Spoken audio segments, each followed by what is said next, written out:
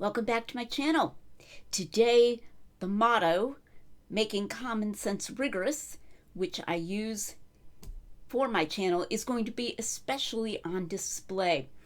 I'm continuing to talk about the alleged phenomenon of authorial editorial fatigue.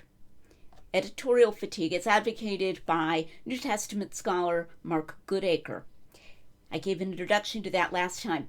Today we're going to talk about the feeding of the 5,000, which Goodacre himself says is the best example. So if this is the best example, you have to wonder.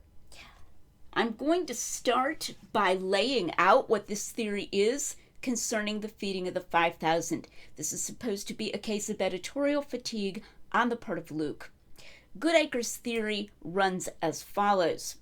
Luke is using Mark as his source, but he is making a change at the outset. Mark says that Jesus and his disciples went to a isolated or lonely, deserted place, and the crowd followed them there, and then eventually the feeding took place later that day. According to Goodacre, Luke has, for mysterious reasons, Goodacre says it's a mystery as to why he did this, Luke has changed the facts. Whereas Mark said they went to a deserted place, Goodacre says Luke has changed it to their going to the polis or city of Bethsaida. And this is supposedly a contradiction.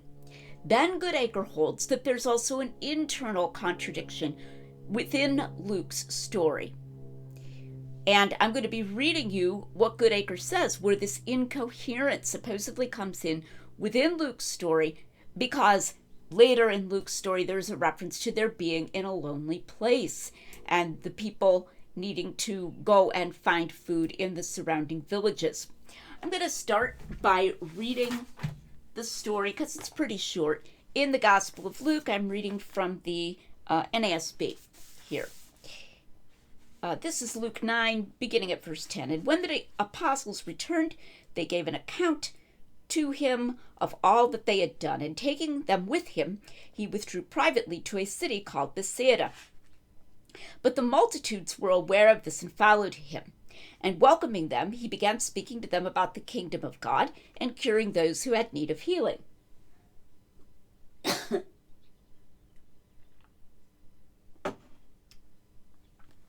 And the day began to decline. And the 12 came and said to him, Send the multitude away, that they may go into the surrounding villages and countryside and find lodging and get something to eat. For here we are in a desolate place. But he said to them, You give them something to eat. And they said, We have no more than 5 loaves and 2 fish, unless perhaps we go and buy food for all these people. For there were about 5,000 men. And he said to his disciples, Have them recline to eat in groups of about 50 each. And they did so, and had them all recline. And he took the 5 loaves and 2 fish, and looking up to heaven, he blessed them and broke them, and kept giving them to the disciples to set before the multitude. And they all ate and were satisfied, and that which was left over to them of the broken pieces was picked up 12 baskets full. Okay, now, here is Goodacre's comment. After saying that Luke has changed it from an isolated place to a city, and pointing out that it uses the word polis, which certainly can be translated city, although elsewhere in the Gospels, some translators translate it town. Okay, so it's got some flexibility to the meaning.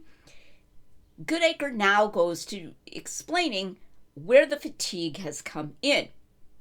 Clearly, it is nonsense to say we are here in a desolate place when in the Lucan setting they are not. After all, if the crowd were in a city, they would not need to go to the surrounding villages and countryside to find food and lodging. further, since in Bethsaida food and lodging ought to be close to hand, Luke's comment that the day was drawing to a close lacks any relevance, and consequently the feeding lacks the immediate motive that it has in Mark.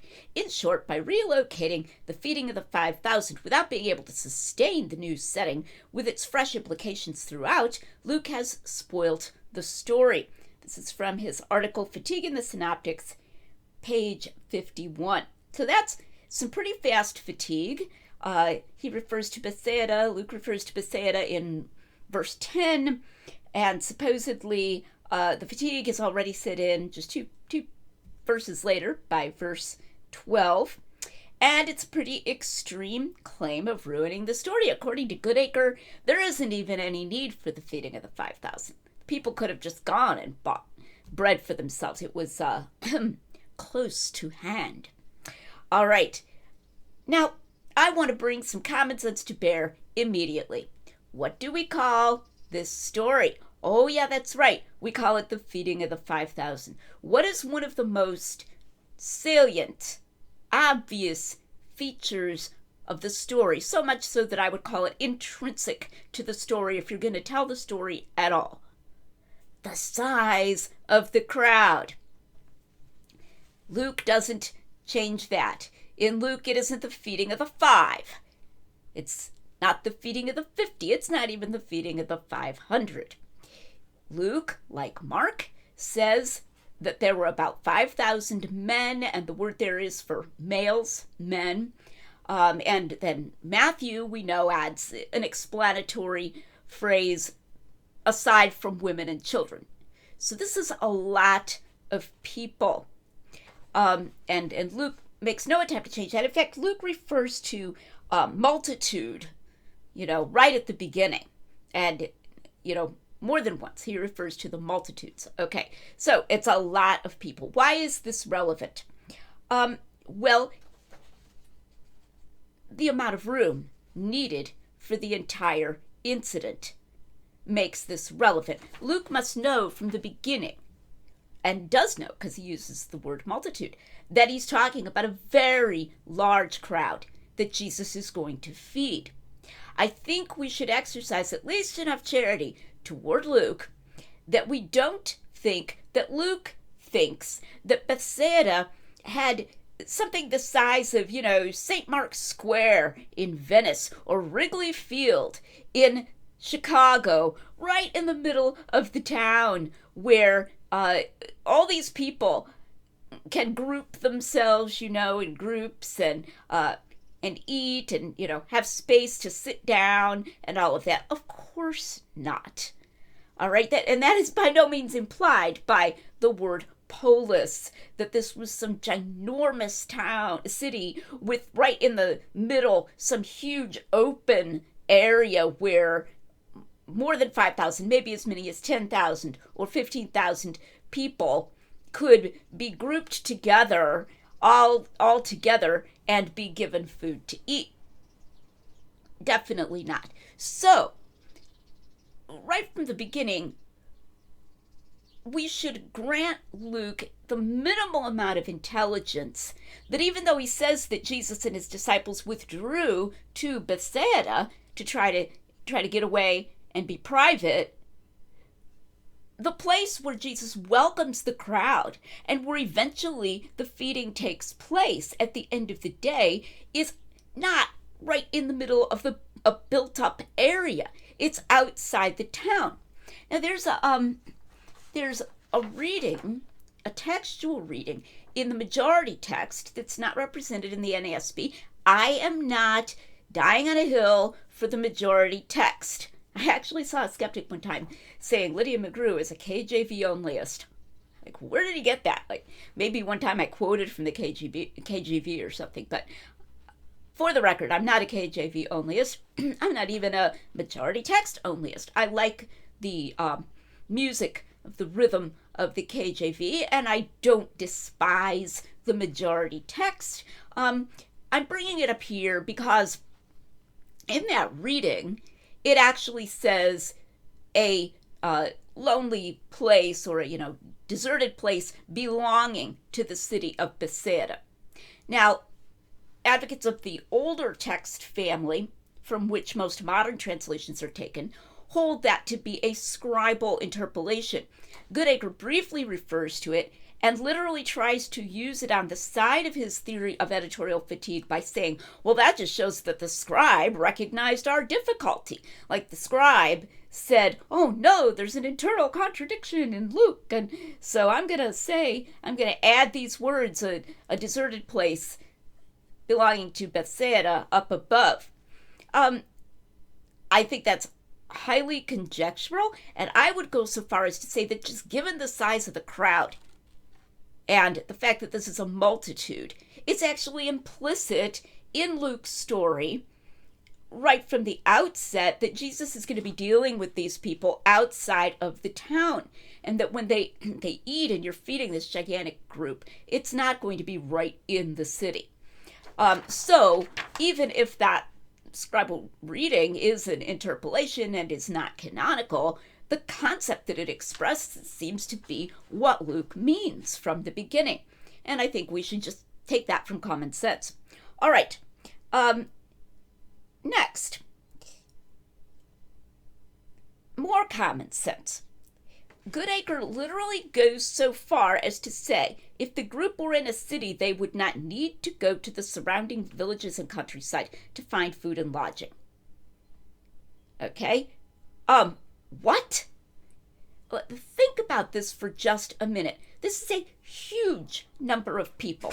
We have superstores here in my town of Kalamazoo and in Michigan. They're called Meijer. You probably have superstores, very large grocery stores where you live as well. Imagine if abruptly in the evening, over 5,000 people, maybe even 10,000 or more, including women and children, descended on your local superstore to buy bread, let's say, and deli meat to make themselves some sandwiches and maybe some fruit or something, fish, etc. They would max the place out. And that's a modern superstore. Maybe even several modern superstores. It is quite frankly absurd for Goodacre to say that they wouldn't need to scatter to a variety of villages in order to find food. All right, the surrounding villages and countryside in order to find food to buy so that they could eat.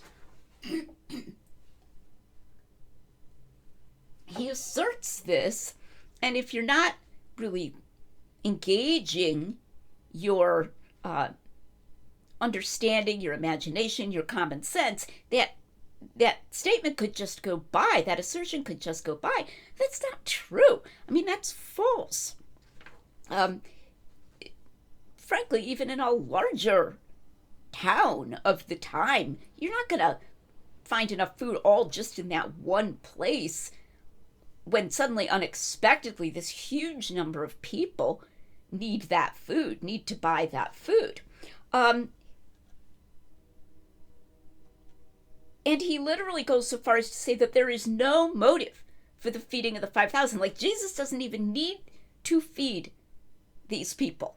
There's food readily available because Luke has moved this to the city of Bethsaida. Like, there's plenty of food there. They could just, trot on over to, the local kosher mart and buy themselves enough food right there, even at the end of the day. He even says that the day drawing to a close is irrelevant. So Jesus doesn't need to feed the crowd. They could just go get their own food. They don't even need to scatter elsewhere. They can find everything. All those people can find everything in the closest place, which is Bethsaida, and it doesn't matter that it's late. Okay? These are all highly implausible assertions. Think about the fact that when it gets dark in that time, it's dark. There are no street lights, okay? There are no electric flashlights. You don't have a phone that has a flashlight on the end of it and a GPS where you can search for, local restaurants and just follow, your GPS and find them in the dark. Imagine, if the sun actually set all the way and there are thousands of people wandering around trying to find food. Okay? And, tripping and falling and so forth. It's ridiculous. Even if they are near Bethsaida, of course, the fact that it's late is relevant.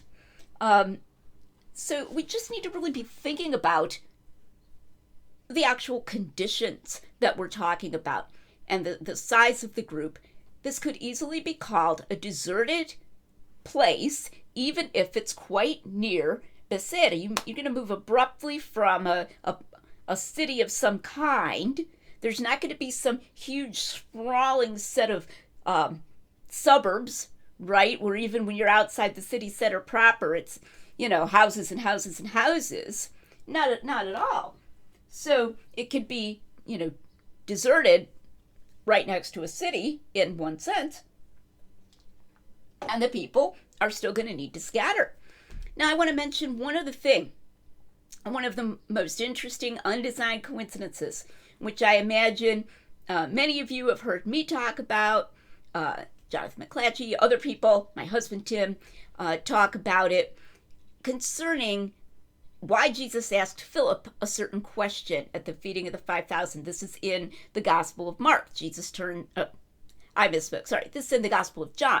Jesus turns to Philip and says, where can we buy bread that these may eat? This fits in Luke with the place where they say, unless we buy them food. It's obviously sarcasm, So Jesus says to Philip, hey, where can we buy food? And you can imagine the disciples going, oh yeah, we're going to buy them food, right? Okay. And why did he ask Philip? Was it just chance? Did Philip just happen to be standing there, etc.? Jesus is clearly kind of pulling their chain a little bit. And maybe it could, in principle, just be chance. But there's a better explanation, because Luke, and only Luke, says that they had just tried to get away by going to Bethsaida. And then John, and only John, but in different passages, mentions that Philip was from Bethsaida. So, another part of what Jesus is doing here is alluding, I think, to the fact that Philip is from the nearest town. Hey, Philip, where can we buy bread that these may eat? Okay? And they know. The whole reason that the disciples are saying, we don't have enough money to buy them food, and their jaws are dropping that Jesus said this to them, because they, don't realize he's, in a sense, joking, is because there's so many people. They're not going to be able to get enough food for them just by moseying over to Bethsaida. Okay, they don't have enough money, they don't, etc. And it's too many people. They're not even probably going to be able to find that much food for sale nearby. So the Bethsaida reference in Luke is confirmed, and by confirmed I don't mean it's certain, but it is independently supported by the undesigned coincidence with John, with the question to Philip, and with the references elsewhere in John to where Philip was from, which still constitute only one part of the undesigned coincidence. For all these reasons, Goodacre is just wrong. The entire theory is so unwieldy that it creaks. There's no reason why Luke should make this change. Goodacre admits that. Luke is supposed to be so stupid that he makes the change without realizing that there's enough food right there if they're in Bethsaida. Well, that was probably almost certainly false, that there would be enough food for them to buy right there.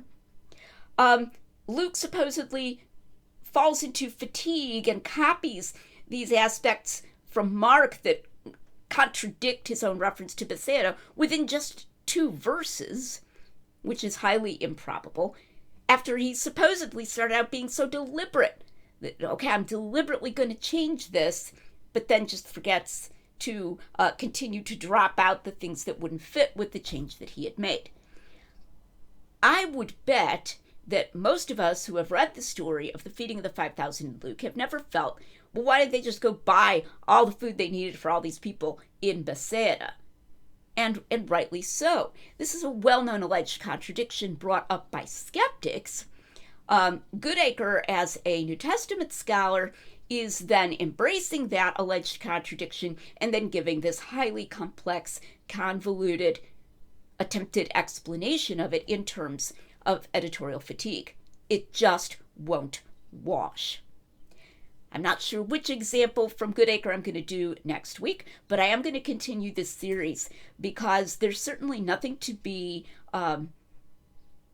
alarmed about, as it were, if you don't think that the gospel authors made factual changes in this theory of editorial fatigue. It's not the silver bullet, or nor anything close to the silver bullet against a reportage model of the Gospels. Instead, it's just another example of the bad habits of critical New Testament scholars.